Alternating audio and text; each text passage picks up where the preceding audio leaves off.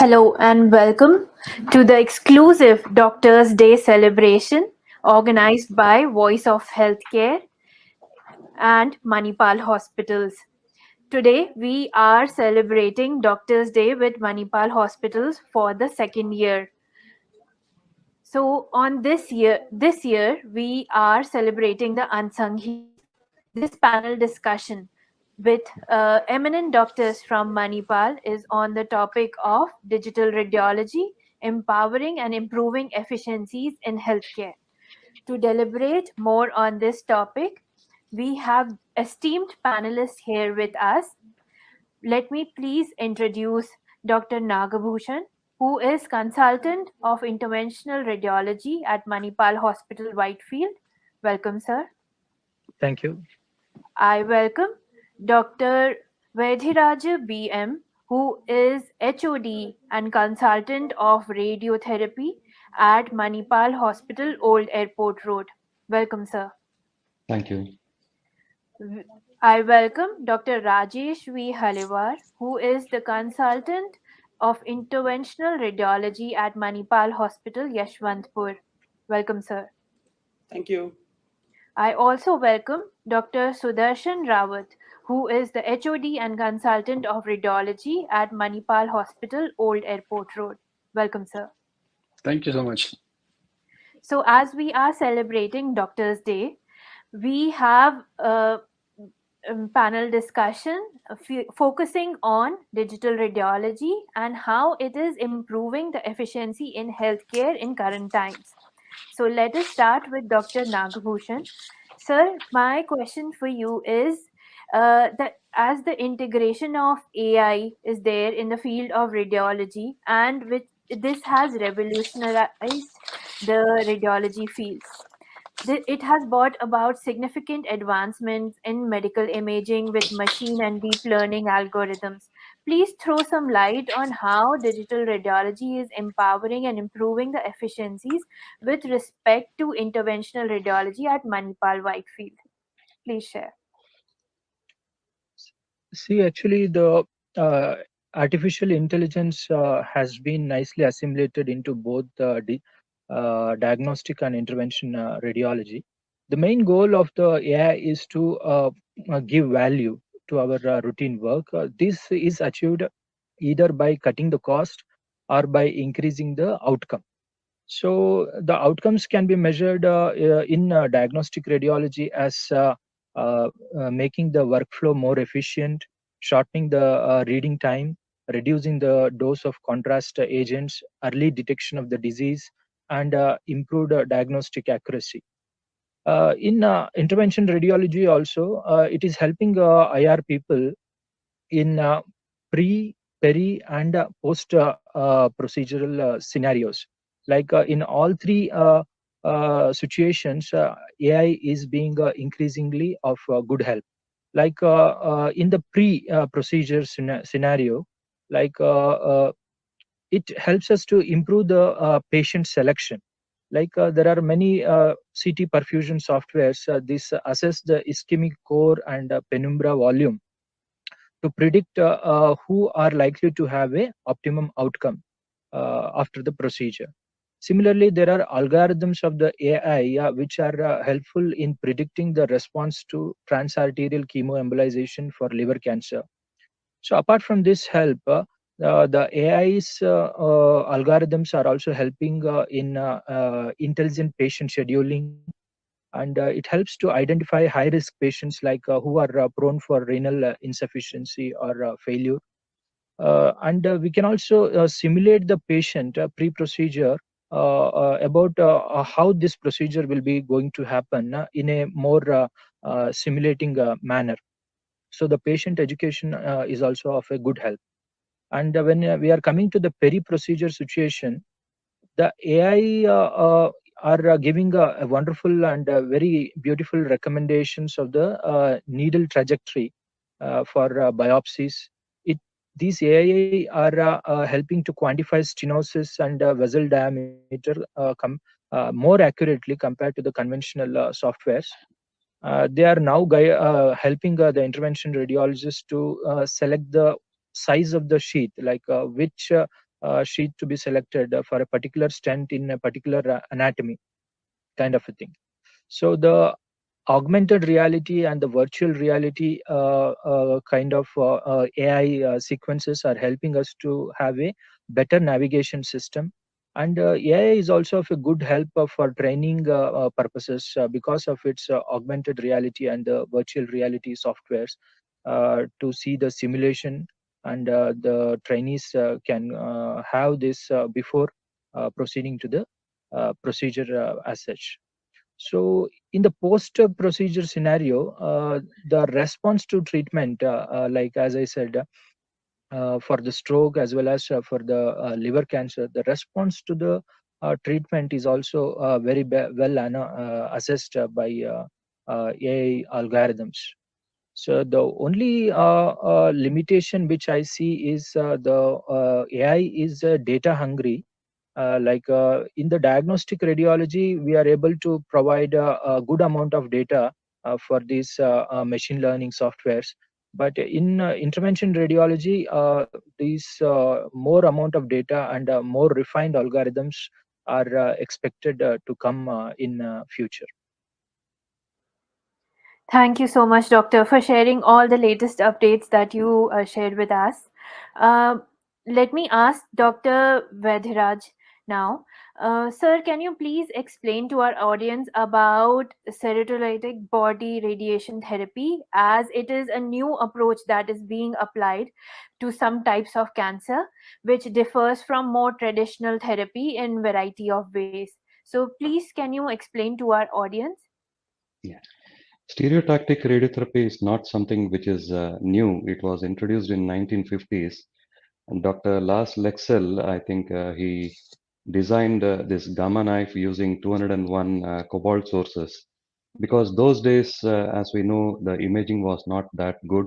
All that we had was AAP and lateral X-ray, and rest of the things were defined based on the stereotactic frame and coordinates. And they used to measure the depth of the tumor from the surface of the skull and from the lateral aspect using X-rays, and direct all these cobalt 60 sources to the center point of the tumor and try to avoid the surrounding normal structures. But over a period of time from 1950s, after this gamma knife was introduced in clinic, several other machines have come, and the way it is delivered has changed, mainly because of the imaging. So we started having the CT scan and then the MRIs and the high resolution MRIs. So in 1990s, Dr. John Edler, he introduced this CyberKnife, which was a frameless system. He put a miniature linear accelerator of 6 MV onto a industrial robo.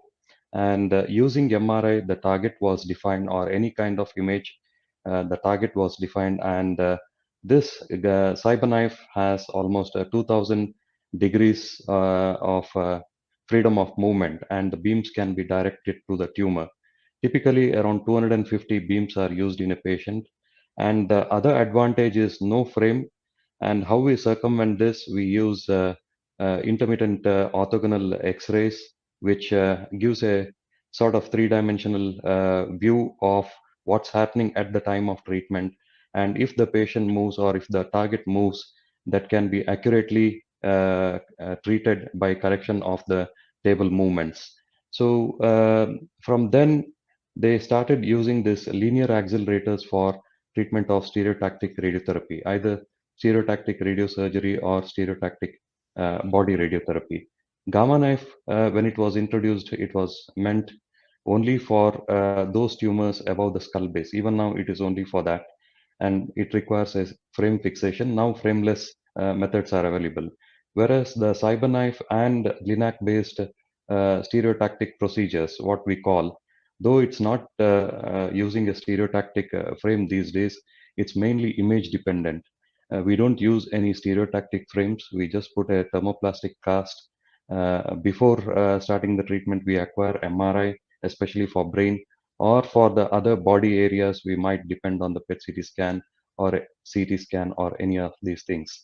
And at the time of delivery, since there is no frame, if the tumor is changing its position, because once we acquire the scan and then bring the patient to the treatment couch, the position may change. So we try to accurately reposition with the help of cone beam CT scan on the linear accelerators or orthogonal X-rays on in other kinds of system.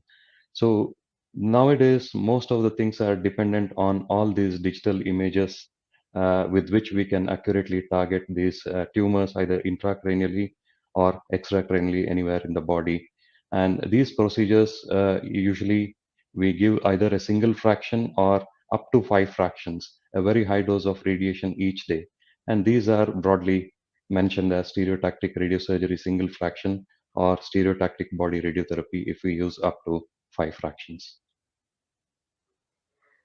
Thank you so much, sir, for explaining that. Let us now move on to Dr. Rajesh. Sir, we would like to know for the audience that what is basically interventional radiology and what issues can be treated easily with the use of interventional radiology that people should be aware of. Thank you, Dr. Asawari. Interventional radiology is a further subspecialization that radiologists do. The field of interventional radiology is considers both diagnostic and therapeutic procedures.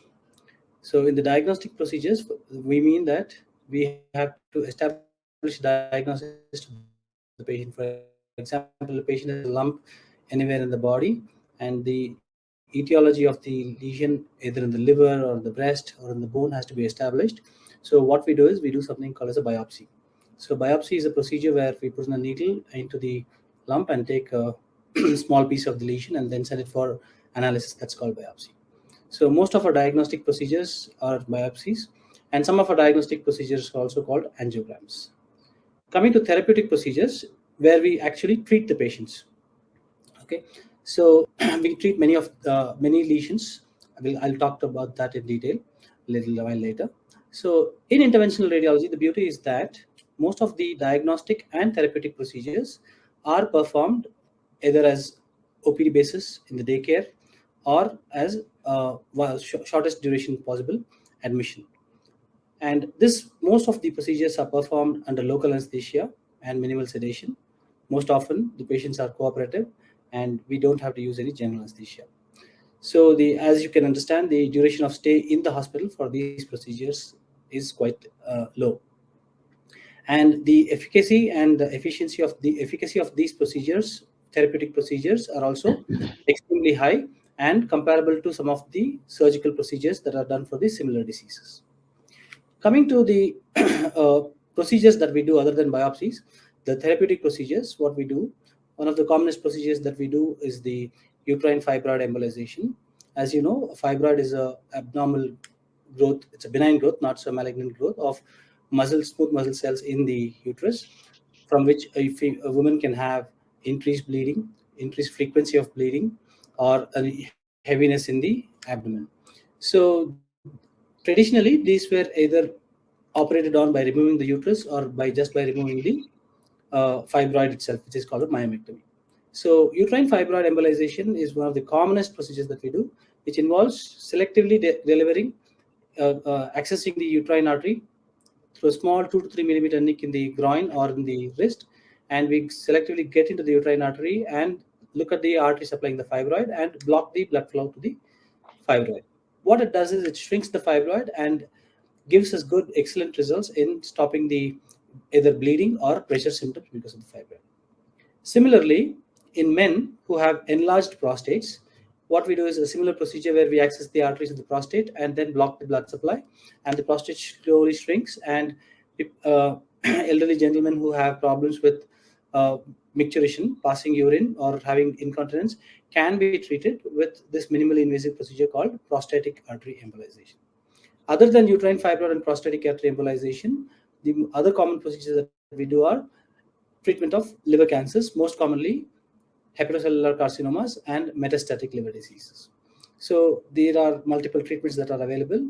The three most common of them are the transarterial chemoembolization and radiofrequency or microwave ablation and radioembolization. Transarterial chemoembolization means that for example, in a routine oncology patients, what we do is we deliver the chemotherapy either into the veins or through a chemoport into the body. In terms of hepatocellular carcinoma, most of these tumors, if the medicine is administered through the veins, may not be taken up very well by the liver tumor. So there's a need to deliver the chemotherapy as selectively as possible, as close to the tumor as possible. So what we do is, again, through an angiogram, we identify the tumor feeding blood vessels and deliver chemotherapy, and again cut off the blood supply to the tumor. Gradually the tumor shrinks and responds. This is called transarterial chemoembolization. In transarterial radioembolization, instead of delivering a chemotherapeutic agent, we deliver small radio active isotopes, which will deliver the radioactivity selectively into the tumor and kill the tumor. So by microwave ablation or radiofrequency ablation, what we do is, in this tumor in the liver or sometimes in the bone, kidney, lung, or in the thyroid, what we do is we put in a needle into the lesion, and which uses the electromagnetic radiation spectrum, radiofrequency or microwave, and heats up the tissue, and we can predict and decide how much tissue we want to kill, and this delivers the adequate energy, either by heat or by cold energy, and kills the specific tumor. So most of these procedures, ablations, are in properly selected patients, are as effective as surgical treatments. For example, removing part of the liver is as effective. The other commonly performed procedure is varicose veins, for which we do something called as ablation, where again the veins are closed and the abnormal vessels in the leg are closed, and the patients can return to their activity in the next day. So to just summarize, interventional radiology deals with diagnostic and interventional therapeutic procedures. Most of these procedures are performed as day care with just local anesthesia most often, and have excellent results comparable to surgery and similar comparative procedures.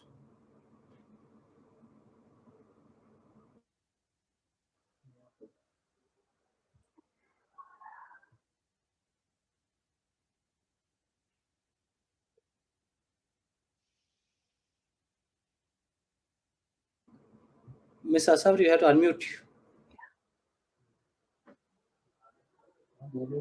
Thank you so much, Dr. Rajesh. That was very comprehensively explained.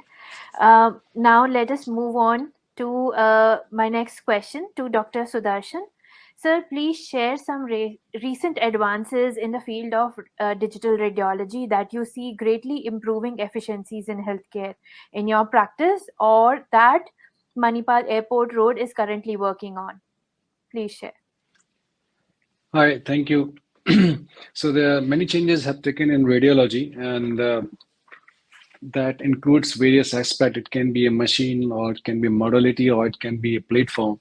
So the most common thing which has really changed the system is PACS, which is Picture Archiving Computerized System, where you can get all the patient information in one platform, whether we're talking about the old scans, history, comparison, or faster report generation. Everything can be performed on one platform. That's PACS.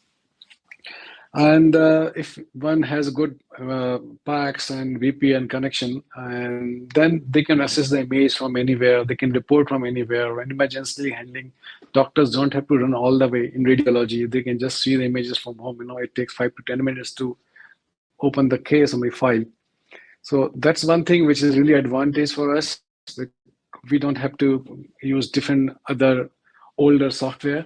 Rather, we can just go for one good pack and get good images, retrieval, and comparison with reporting. Other thing, as earlier said, artificial intelligence is really playing a good role in radiology. It's making radiologists more efficient, competent, and confident.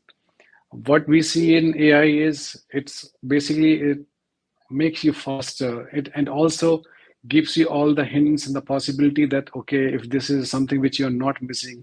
So you are sure when you're using AI approach, it may help you in diagnosis or it may not, but certainly it is helping you to avoid mistakes. So seeing this PACS, AI, and various other new software which has come up, we already have discussed. It's helping doctor reporting the cases faster, independent of their location, and timing. So overall, this has resulted in significant help for the patient because we can mobilize the patient faster, and the turnaround time is much faster. You can get the report much earlier than before, like waiting for days. Now you get the report in like few hours every day, as an inclination to know the details about the patient faster.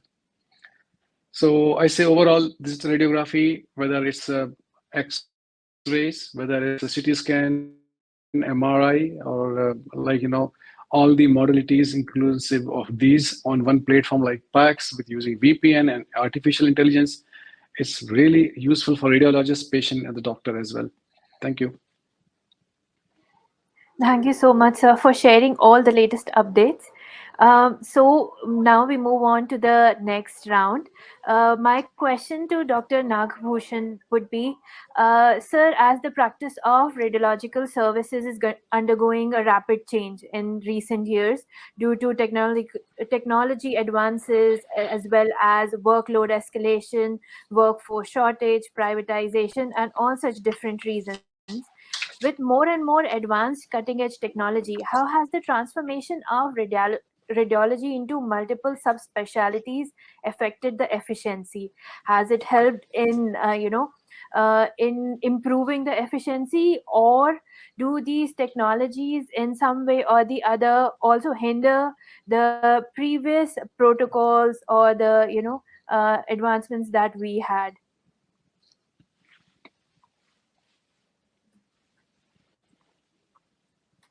Yes, actually, subspecialization in radiology is not a recent trend. At least since a decade, this going into subspecialization is happening. According to the European curriculum, at least some 13 subspecialties are there, like breast radiology, abdominal radiology, pediatric radiology, intervention radiology, like this. So we need to see what are the reasons which are making such a change. The reasons being there is too much of information overload in radiology. The developments are too rapid. The clinicians in secondary or tertiary centers are specialists, and they are becoming a more comprehensive information. They're extracting more comprehensive information and most accurate diagnosis for their patients. And teleradiology is one thing which is providing instant access for subspecialty reporting in many part of the world. And as you said, the technological developments, and lastly, the research in radiology is too vast, which is making this subspecialization possible. So now there is a debate the generalist practice versus the subspecialty practice. There are both things which are there are factors for both of these, the demand for radiology services 24/7, increasing radiology volumes, and expectation for robust patient access in rural and critical areas. So these are driving the generalist demand curve. And the factors which is leading the subspecialization are the growing complexity of the medical care, ongoing consolidation of the radiology practice into a larger groups, technical ease of accessing the remotely performed studies. So these are all helping to channelize into subspecialty reporting. So what is the general trend observed is the TAT time has been greatly reduced when the subspecialty reporting is practiced. For example, if in a case of post-operative case in abdomen, an abdominal radiologist can have a more better information about the altered anatomy after the surgery, and whereas the generalist radiologist may spend more time in such a reporting. So this kind of a subspecialty reporting will avoid unnecessary hospitalization, and it will reduce the hospital stay, and ultimately it will reduce the cost. That is more important in a hospital scenario. Thank you so much for clearing that doubt, sir. So, my next question is to Dr. Vadhiraj. Sir, we know that radiotherapy is an important and integral part of cancer management. Please, can you explain our viewers what radiation-induced bystander effect is and how that affects the cancer treatment or those who are undergoing this? Yeah, radiation-induced bystander effect has two aspects to it. One is the cell kill. Using the low LET radiation, low linear energy transfer, like day to day, we use this linear accelerator or Cobalt 60 machine. So the energy gets deposited maximum at 1 centimeter or 1.5 centimeter from the surface. And as it traverses through the tissues, the energy keeps degrading, or it gets reduced by the time it comes out of the body. But at any point of the beam path, there'll be some amount of energy which is deposited, due to which it brings about changes. And we generally define the gross tumor target and give some margin around it and try to get the dose calculated to that particular point. And the 30% of the radiation effect is due to the direct DNA damage, especially in linear accelerators, and 70% is indirect effect. And this indirect effect is called the radiation induced bystander effect.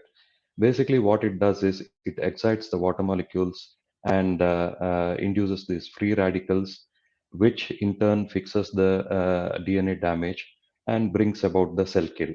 And that is important as far as the tumor control is concerned. And the second aspect to it is when these radiation beam traverses through the tissues, especially these days when we use intensity modulated radiotherapy, we use multiple beams which are projected to a single point or a particular target. And these radiation beams have to traverse through the tissues, and it deposits small amount of doses all around the body in whichever area we target. And it basically affects the normal tissues. And when normal tissues get some amount of radiation, even if it is low, not to cause any side effects, we are worried about the second malignancies. And this becomes important with the introduction of protons. And in protons are the charged particles, especially in children. It basically avoids any scatter dose in the beam path. And because of the Bragg peak, it deposits the dose at a particular or a desired depth. And there won't be any dose after the target. So due to this physical properties of protons, they say the radiation induced bystander effect is lesser and preferable in children who are in the growing age, especially to prevent any growth abnormalities. One.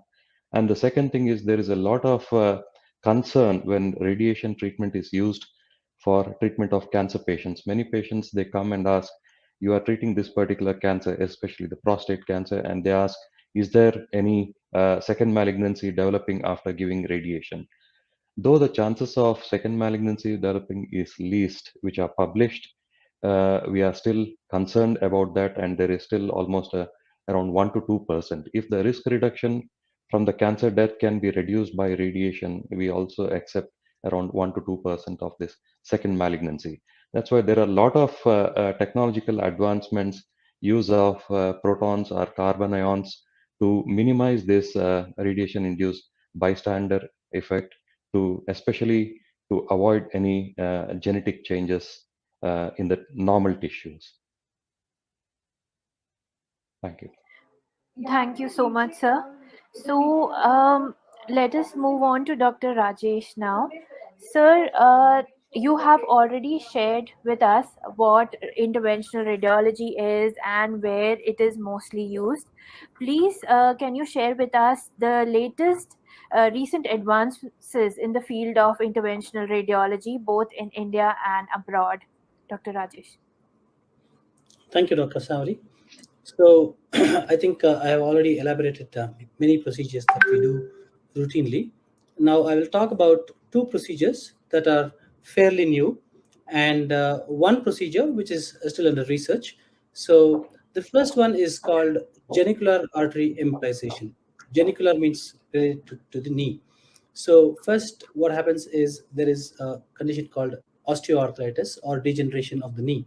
So most often these are treated by painkillers, analgesics, and some some other medical management is done. And once the degeneration is severe, the people undergo knee replacement, wherein an artificial prosthesis is put inside. It's called knee replacement surgery. Sometimes the patients may not be eligible for the knee replacement, but the pain may be severe. Or in some countries where the waiting list for the people with knee replacement is very long. So this procedure called genicular artery embolization targets the hypertrophied blood vessels in and around the knee joint, and we selectively get into these arteries and block them with some specific particles, and that's called genicular artery embolization. This procedure reduces pain almost instantaneously, and within a few days, and the effects are seen for a quite long time. And this is one of the new procedures that has been discovered recently, and it's been accepted in many countries, and is being done in few centers in India, and including Manipal Hospital as well. So similarly, on the same lines of embolizing the knee joint, there is something called as frozen shoulder. And a patient, especially diabetic elderly person, has a frozen shoulder where he's unable to move the shoulder because of a degenerative process. So similar process can be applied even to the shoulder as well, with significant pain relief. So as you can understand, pain relief of multiple organs because of degeneration, multiple joints, can be achieved by interventional radiology. The second procedure I want to talk about is a very common commonly affects people. It's called hemorrhoids. Okay, hemorrhoids are traditionally treated by surgical methods, where a surgeon introduces a scope, and through a surgical procedure, he ligates the hemorrhoids, or removes the hemorrhoids. So here again, we will selectively get into the arteries causing the hemorrhoids. The hemorrhoids are venous channels, but we will get to the arterial channels which supply these venous channels and block them now with coils. So this will reduce the inflow to the hemorrhoids and can give good relief to the hemorrhoids. These are two commonly established and accepted procedures that are new. The new procedure which is under research is called endo-AVF creation. As you know, people who have renal failure will have to have some form of access into their blood vessels to do dialysis. Traditionally, that's done in the hand. It's called a radiocephalic or a brachiocephalic fistula. And this is generally created by surgery. A small incision is made, and an artery and a vein are joined together. So the new revolutionary technology that's coming is where you enter the artery and the vein at a different point and land up in the wrist or the elbow, and through magnetic energy dissolve the wall between them, and you create a fistula. So this is called endo-AVF creation without the need for a cut or any incision. This can be done, and this is still in experimental stages. And I think in the next decade, we should have this endo-AVF creation in across the world and in India as well. Thank you. Thank you so much, sir. It's actually very fascinating to see how interventional radiology is branching out into so many different, with technology advancements, how we are branching out as to covering more and more people. So moving on to Dr. Sudarshan. Sir, which areas of radiology do you believe still have scope for improvement, or need more research or data, or should be made more sophisticated?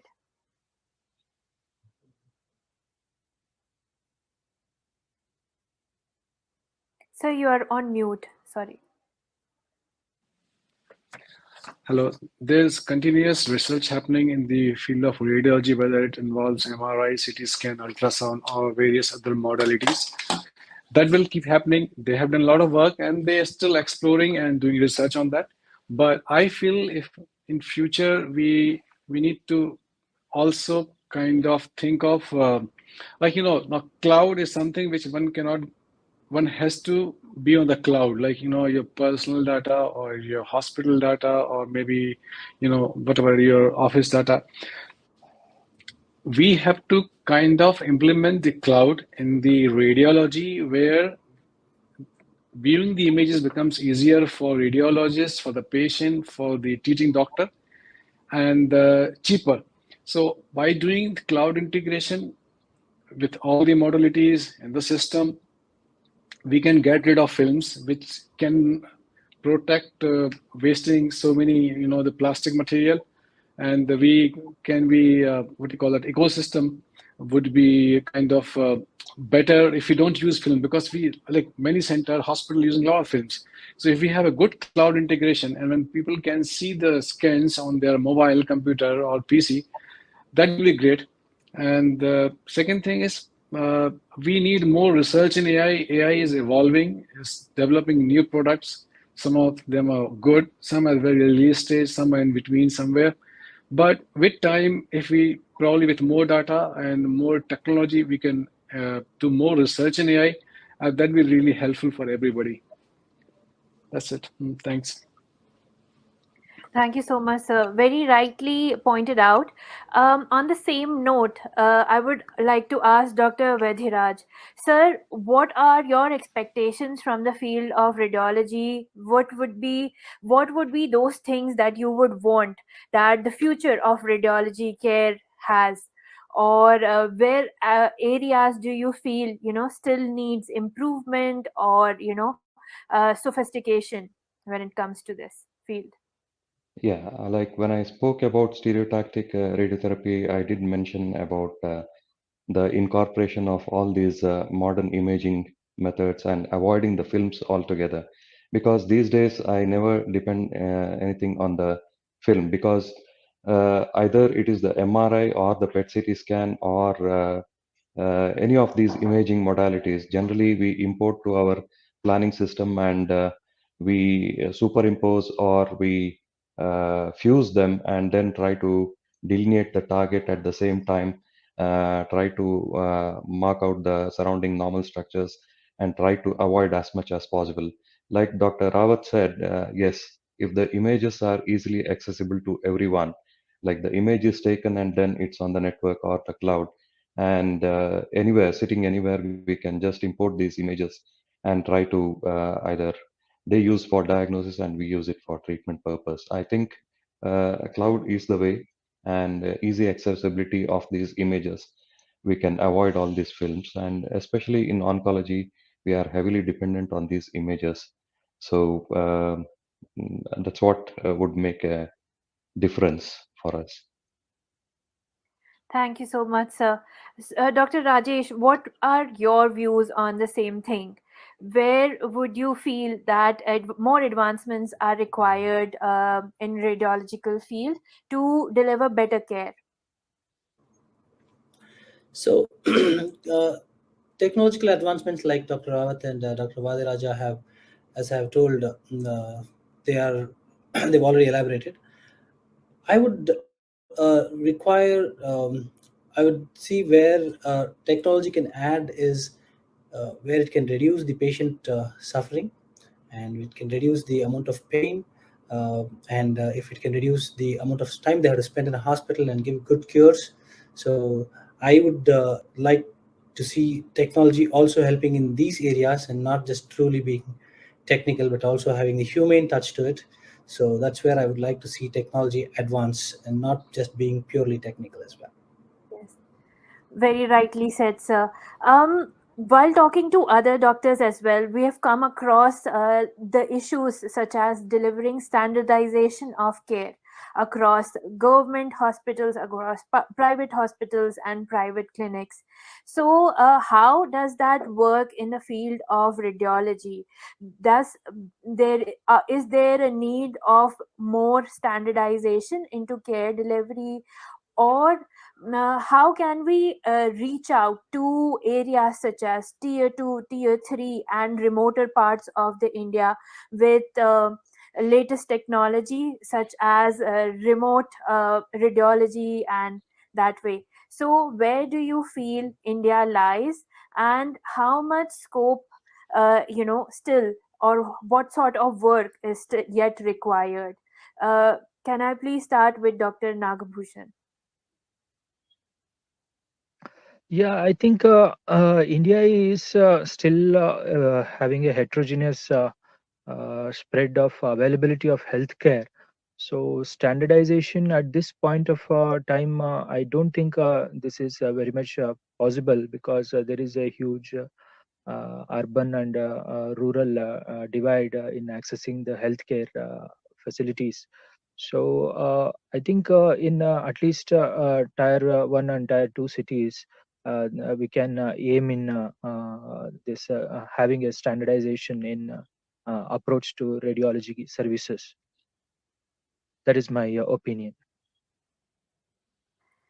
Dr. Sudarshan, sir, what would be your views on this one?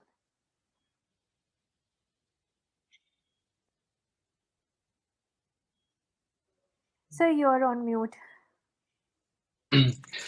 India is developing, and you see now that CT scan and MRI is not out of reach from people from tier 2 or tier 3 cities. So getting it done for them is not difficult. Number two is quality of reporting. Yeah, there can be some variation from standard, but if you see there's tele-reporting happening from different places, different hospital or centers. So reporting is also not bad. It's like especially in emergencies, they provide sufficient findings or diagnosis which help the patient. Coming to standardization, yeah, well, that's like it depends on the individual or the good practice, but overall we are not bad. So I think it depends on the experience of radiologist and the group practice together. So if unless it's someone like starting a career, and then it's a different thing. But overall, I don't see it's really bad. It's like the things are evolving and things are getting better in country.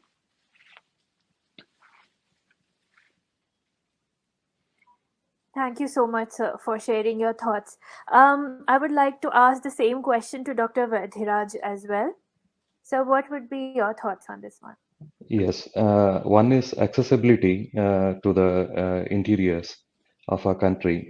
So these days, at least in many of these districts, I think they have a CT scanner at least, and MRI, yes, of course. The technicality of it, I think they need more MRIs in interiors of our villages.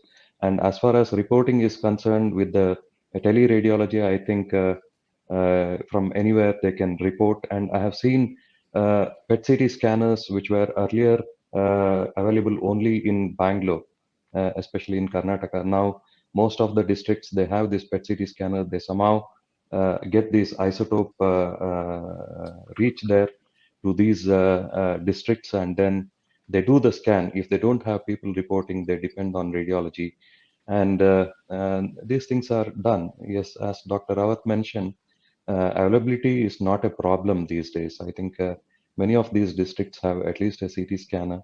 MRI also, the penetration is quite good throughout India, and even these days the PET CT scanners are available in most of these places. Thank you so much, sir. Sir, Dr. Rajesh, sir, same question to you. What would be your thoughts?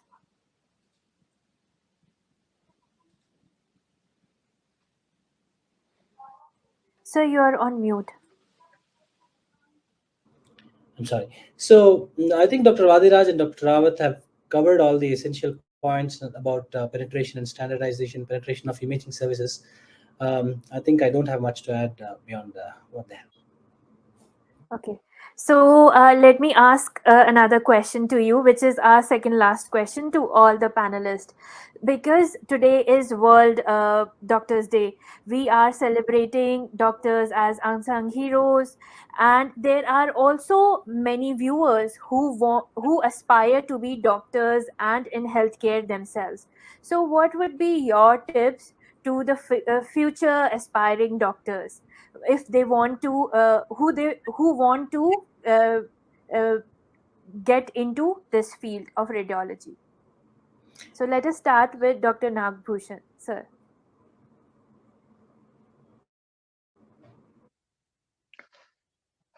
Yeah, I think radiology is a very fascinating field, and with so many subspecialization coming, and myself, I'm practicing intervention radiology. So it's a very satisfying career, and we are able to assist in many diagnoses as well as with many therapeutic procedures. Uh, it's a it's a very good career choice, and definitely the young doctors should make use of the developing field of radiology. Thank you. Thank you so much, sir. Dr. Vadhiraj, next.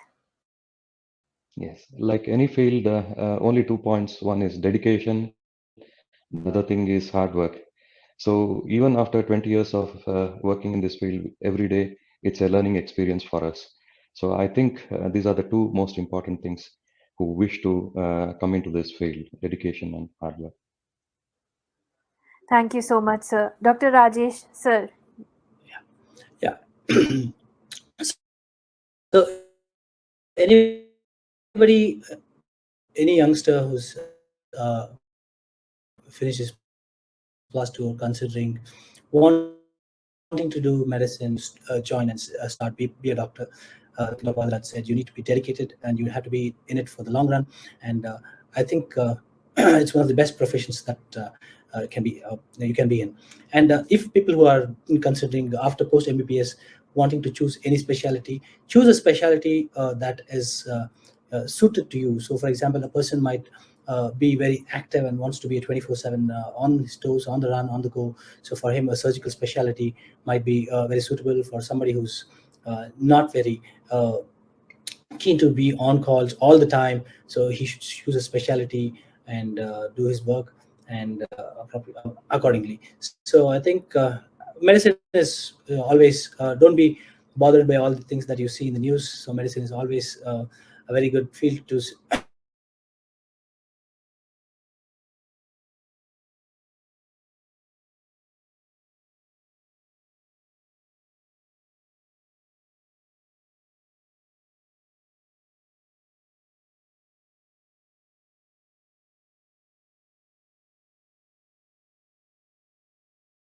You are on mute.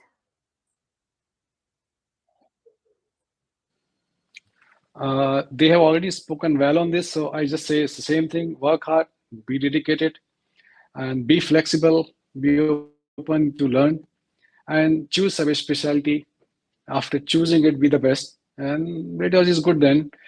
Don't take radiology because one thinks that, it's like white collar job, life is cool, relaxed. It's not really. A lot of work, a lot of hard work, but it's a good branch and a good future. One is committed and hardworking. Thank you so much. So we now move on to the last question, which we are asking to all the doctors from Manipal and across all panelists, which is, as we are celebrating Doctors Day today, we are celebrating the unsung heroes that keep the nation healthy. Doctors work tirelessly day in and day out to keep us healthy. Please share with the audience 3 things that, according to you, are a must to stay healthy, regardless of whatever your profession is. Let us start with Dr. Sudarshan. Okay, one thing is stay positive, have positive mind about everything. Number 2, fitness, be punctual in it. And 3 is, now is a time when you're young, then you live to eat. But now, once you grow older, it's important to live to eat. No, I'm sorry. I'm sorry. The last point is when we're young, we live to eat, and when we grow older, you eat to live. Very well said, sir. Thank you so much. Dr. Nagabhushan, sir, your tips. Actually, the voice is breaking. Can I have the question again? Yes, I'll repeat it. So, as we are celebrating Doctors' Day, please share with the audience those 3 things that, according to you, are a must for staying healthy. Yeah, thank you. See, for me, I think staying positive with a positive outlook and optimism is most important thing. The second is never miss an annual health checkup, which is mandatory. And I myself keep a reminder as my birthday, and I check every year.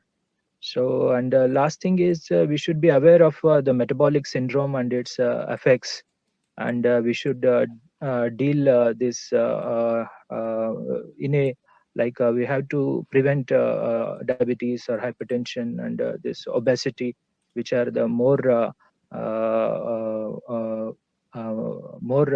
it is prevalent as an epidemic in our country. Thank you. Thank you, sir. Dr. Vadhiraj, sir. Yes, I'm a cancer specialist, so generally patients come and ask me, give me some tips how to prevent developing cancer. So generally, when we go for health awareness camps or when we talk to the patients, we tell them we don't know why cancer comes in some of these patients, but definitely we know that smoking or these consumption of tobacco-related products are one of the etiological factors for cancer. So if they are into any of these habits, we generally advise them to totally stop it and avoid that. Second thing is, like Dr. Rawat said, 30 minutes of exercise. Either it can be in just brisk walking or any kind of exercise if they inculcate, not just start and then leave it after a week. It is years together, at least 5 to 10 years like that. When they are young, if they do it, I think it should become a habit. And these kind of physical activities definitely brings about hormonal changes, regulates the weight, and reduces greatly the risk of developing cancer. Not only cancer, it also has many other impact on our lifestyle. And the third thing is eating good food, that is avoiding the junk food also brings about a lot of reduction in cancer development. Eating junk food, especially, it leads to hormonal changes, obesity, and indirectly development of colon cancers or various other kinds of cancer. So eating well is most important, not only for the cancer, for various other health illnesses. To prevent that, I think one should eat well.